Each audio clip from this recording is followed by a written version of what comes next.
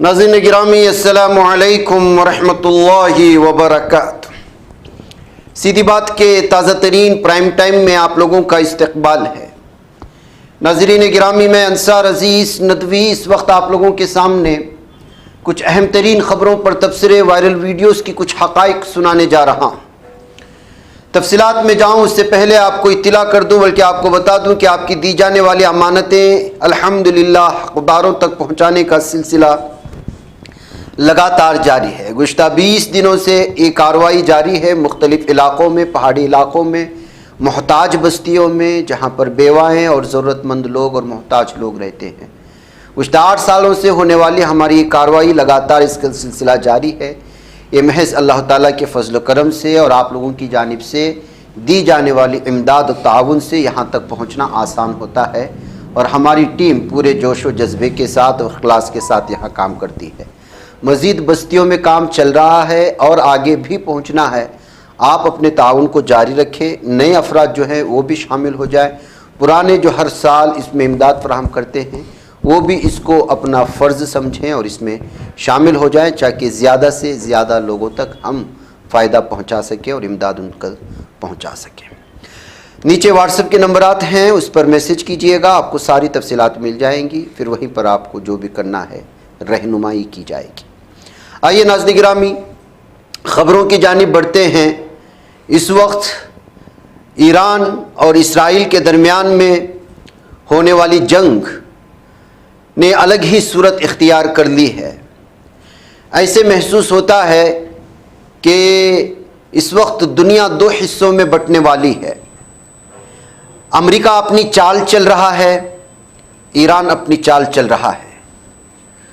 मुकम्मल तौर से अरबों को उकसाने की कोशिश की और उकसाने में वो कामयाब भी हो जाता, लेकिन आपको ईरान की सियासत को और उसकी जंगी लाहे अमल को मुबारकबादी देना चाहिए कि उसने आज सबूत पेश कर दिया उन मुस्लिम ममालिक से माफ़ी मांगते हुए जिन ममालिक पर, अरब ममालिक पर हमला करने के बाद, बिलखुसूस अमरीकी बेस पर, उन मुस्लिम ममालिक पर हमला नहीं था, अरब ममालिक के मफाद पर हमला नहीं था। मैं हर प्राइम टाइम में इस बात का इजहार कर चुका हूँ और इतनी बड़ी गलती ईरान कर ही नहीं सकता जो आलमी सतह पर ईश्वर अमेरिका और इसराइल को आंखें दिखाने में और उसकी सियासत को नेस्तो नाबूद करने में और उसके आलमी सतह के जो है साजिशों को मिल्लीमेट करने में इस वक्त ईरान ने जो सबूत पेश किया है, शायद ही कोई मुल्क दे सकता। तो नाज़रीन गिरामी, आज ही ट्रंप ने कहा था कि रात में बड़ा हमला करने वाला, और शायद यूरोपियन ममालिक हल्के हल्के उसके साथ हाथ मिलाने की कोशिश कर रहे थे, अरब ममालिक को उकसाने की कोशिश कर रहा था ये दरिंदा। तो आज ईरान ने साफ और वाज़ेह तौर पर अरब ममालिक से कहा कि जो है अरब ममालिक से हम माफ़ी चाहते हैं, आपके यहाँ मौजूद अमरीकी फ़ौजी अड्डों को निशाना बनाना हम अपने दिफा के लिए कर रहे थे, ताकि ये अड्डे जो है वो हमारे ख़िलाफ़ इस्तेमाल ना हो। इसके बावजूद अगर आपको हमारी जानिब से कोई तकलीफ़ हो तो जो है हम उसके लिए माफ़ी के खास्तगार हैं। और अलावा इसके ये भी ऐलान किया गया है आज ईरान से कि अब इसके आगे हम हमले नहीं करेंगे किसी भी अरब मुल्क पर जब तक कि वहाँ से कोई हमला हमारे मुल्क पर ना हो। नाज़रीन गिरामी, ईरान की जानिब से ये ऑफिशियली बयान इस वक्त जो है ट्रंप के लिए ऐसी वार हुआ है और उसकी जंगी साजिश पर इतना ख़तरनाक वार पड़ा है कि जिसकी कोई इंतहा नहीं है। तो अरब ममालिक को उकसाने की कोशिश करते हुए ईरान को जो है पूरे नेस्तो नाबूद करने की जो कोशिश हो रही थी और पूरे मशरिक़ वस्ता को जो है इस लपेट में लेने की जो साजिश हुई थी उसमें नाकाम हो चुका। नतीजा क्या निकला? ये यूरोपियन ममालिक को जो है वो ब्लैकमेल करना शुरू कर दिया और उसके लिए उसने मजहबी तौर पर इस जंग को मजहबी स्पेन ने और दीगर ममालिक ने इनकार कर दिया था, आप जानते हैं।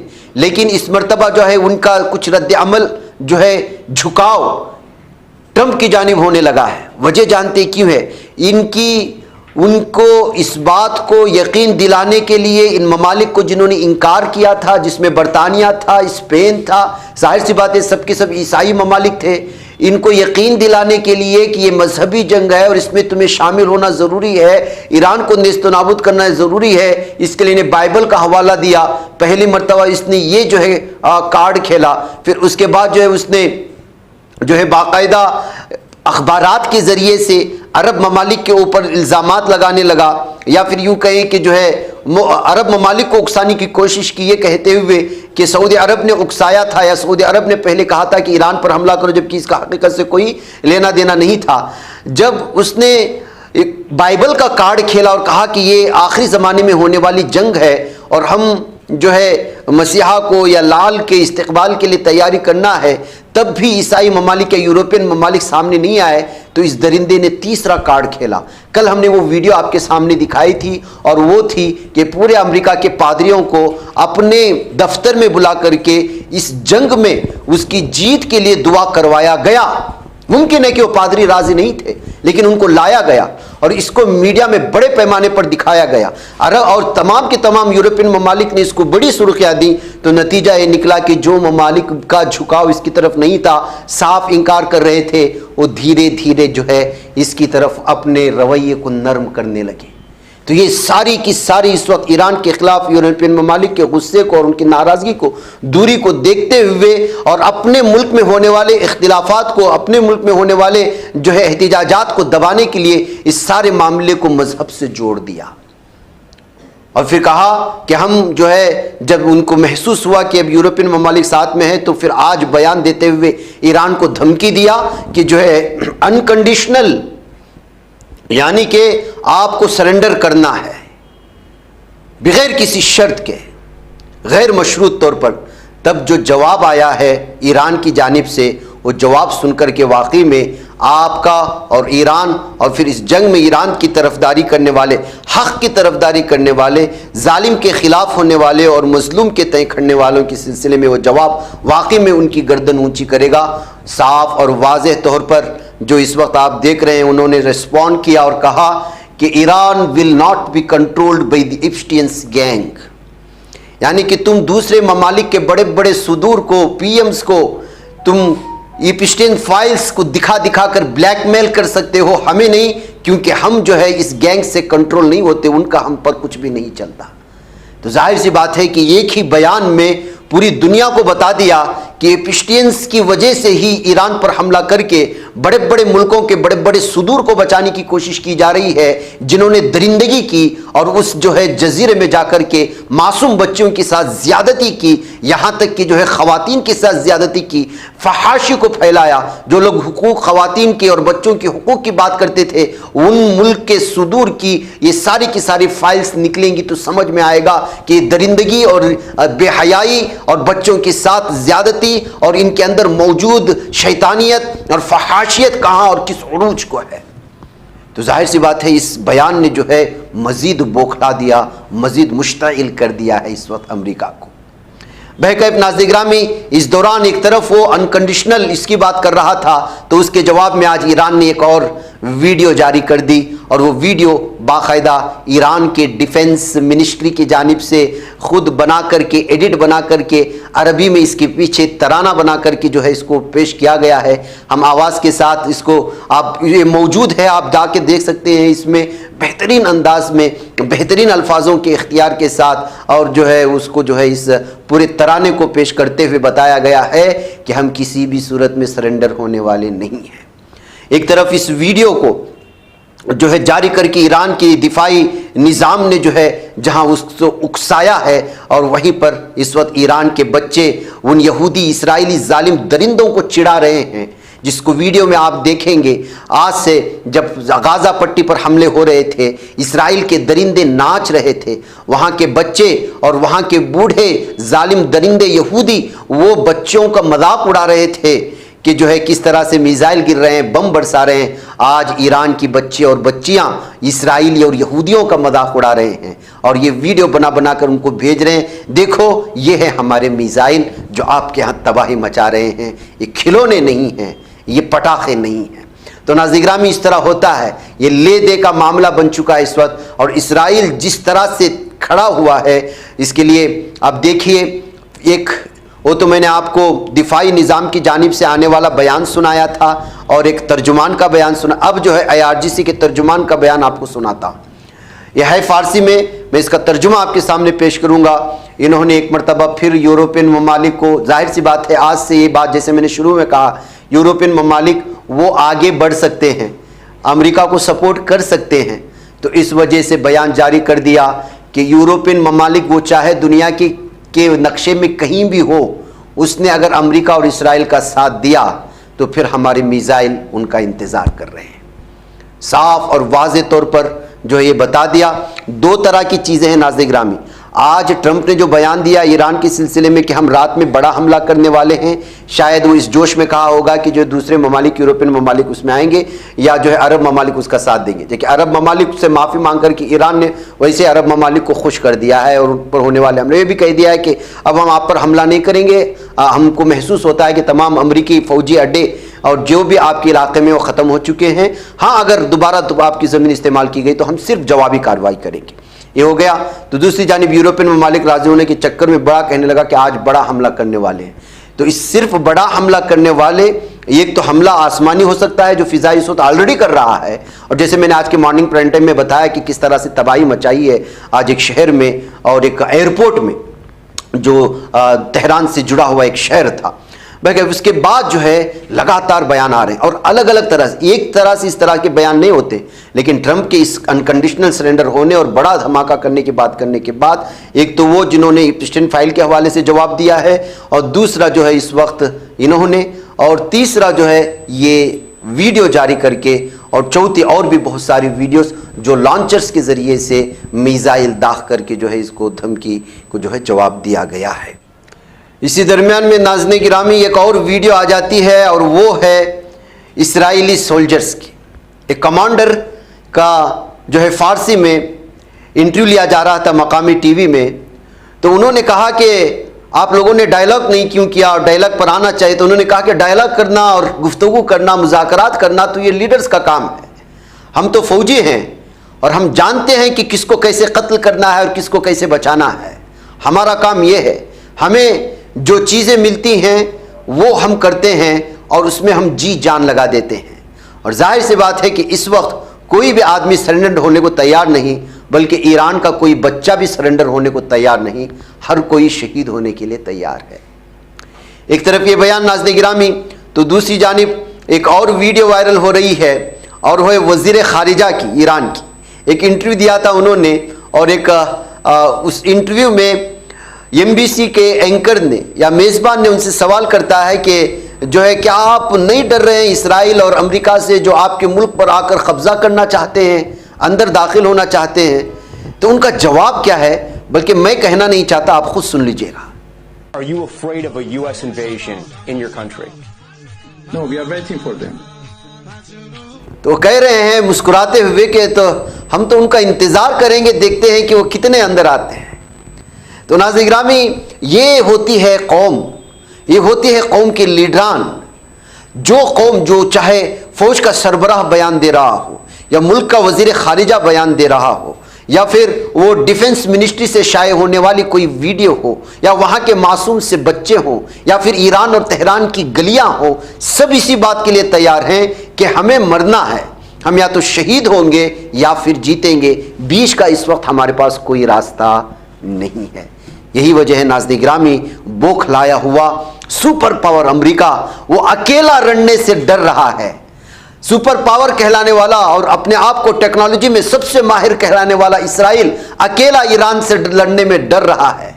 वो अरब ममालिक को भी खींचना चाहता है, वो बरतानिया को भी खींचना चाहता है, वो स्पेन को भी खींचना चाहता है, वो इराक को भी खींचना चाहता है, वो कुवैत को भी खींचना चाहता है, वो सऊदी अरब को भी खींचना चाहता है, वो कतर, बहरीन और दुबई को भी खींचना चाहता है, वो अबू धाबी को भी खींचना चाहता है, वो रशिया को भी जो इस सिलसिले में मनाना चाहता है, यूक्रेन को भी जो है वो यूक्रेन को भी वो अंदर बुलाना चाहता है। कौन?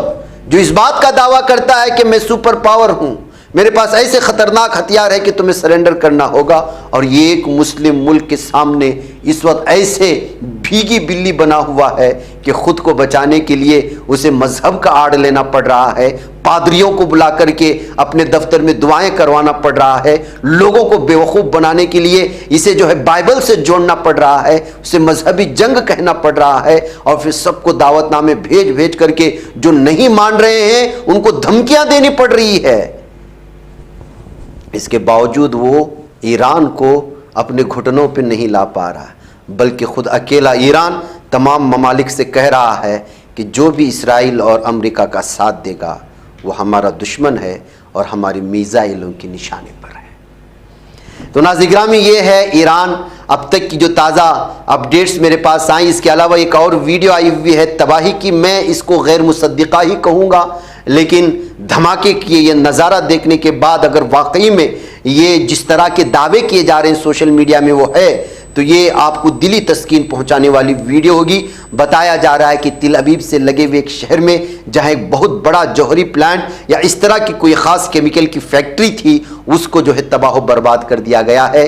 ये कहते हुए इस वीडियो को इस वक्त शेयर किया गया है।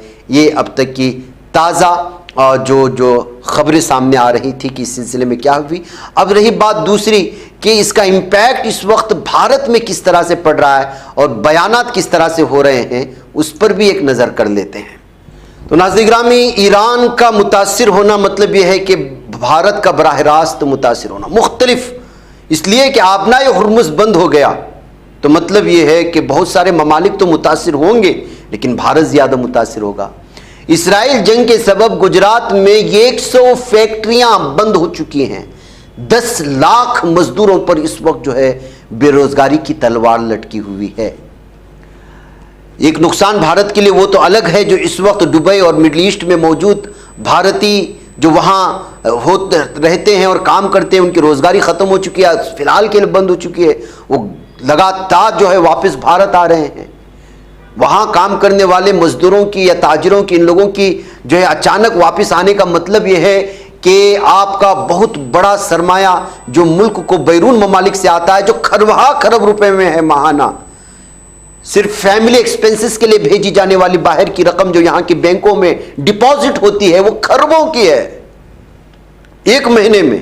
जाहिर सी बात है, एक आदमी जो बाहर मिडल ईस्ट के किसी कतर में काम कर रहा है, 40,000 उसको तनख्वाह है, 50,000 है, इंडिया ने 60,000 मान लेते हैं, और वो माहाना घर के अखराजात के लिए हर महीना अपने एनआरआई के अकाउंट में 30,000 रुपये भेजता है अपने अखराजात निकाल करके। और ऐसे अगर 1 करोड़ भी पूरे अरब ममालिक में है तो उसको आप ज़रब कर लें तो एक महीने में भारत को बैरून से आने वाला, और ये वो अमाउंट है जिस पर टैक्स भी नहीं लगता।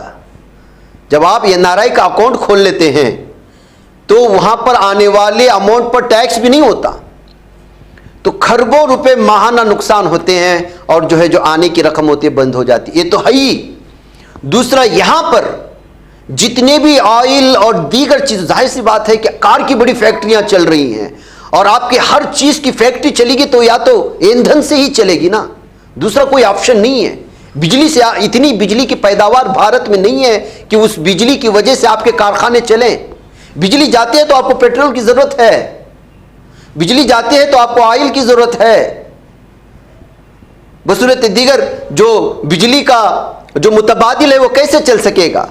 वो किसी भी इन्वर्टर की शक्ल में हो, बैटरीज की शक्ल में हो, तो जाहिर सी बात है कि ठप पड़ेंगी फैक्ट्रियां। और ये सिर्फ 6 दिन की हालत, 6 दिन की इस छोटे से जंग में ये हालात हैं। तो 10 लाख मजदूरों पर लटक गई है बेरोजगारी की तलवार। ये सिर्फ गुजरात की बात कही जा रही है, तो दीगर रियासतों का आप अंदाजा लगाएं, इसको ज़र्ब लगा लें। फिर क्या हुआ? सऊदिया एयरलाइन का खलीजी ममालिक के लिए परवाजों की बंदिश में तोसी का फैसला आ गया। सऊदिया एयरलाइंस तो पूरी तरह से जो है खलीजी ममालिक से वो किसी भी मुल्क को जाने के लिए, एशिया ममालिक और इंडिया भारत की मुख्तलिफ इंटरनेशनल में हर दिन सऊदिया की एयरलाइन कितनी आती हैं लेकर के, इसका आप ज़र्ब लगा लें कितना बड़ा ये नुकसान है हवाई सतह पर। दूसरा यह है कि मशरिक़ वस्ता में जंग के सबब हिंदुस्तान की बंदरगाहों पर भारी जो है जाम लग चुका है। समंदर में इस वक्त बासमती चावल, प्याज समेत करोड़ों खरबों रुपए का सामान फंस गया है, न जा सकता है, न आ सकता है। 1 महीना ऐसे ही खड़ी रह गई तो फिर ये सारा का सारा सामान खराब। जंग होती है तो एक मुल्क और एक मुल्क के वासी उसके असरअंदाज नहीं होते नाज़रीन किराम।